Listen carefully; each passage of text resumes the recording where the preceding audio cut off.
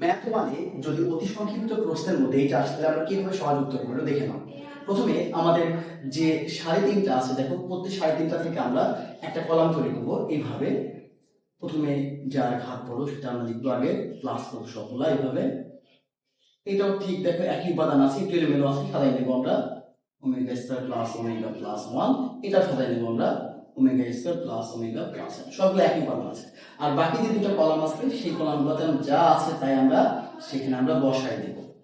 ঠিক এইভাবে বসানোর পরে একটা জিনিস খেয়াল করে দেখবা, এই যে এর একটা সূত্র তোমরা পড়ছো, এই সূত্রের মাঝে তোমরা পড়ছো 0। তো এখানে আমরা বসাবো 0, এটাও 0, এটাও 0। Omega omega square 1 omega square 1 omega, side নোটটা দিয়ে দিলে ভালো হয়, omega square plus omega plus 1 equals to 0। তাহলে যেহেতু একটা কলামের মান 0, যদি কোনো কলামের মান 0 হয় তাহলে সরাসরি সেটা করতে হয় 0। এভাবে তোমরা এই প্রশ্নটা সহজে আনসার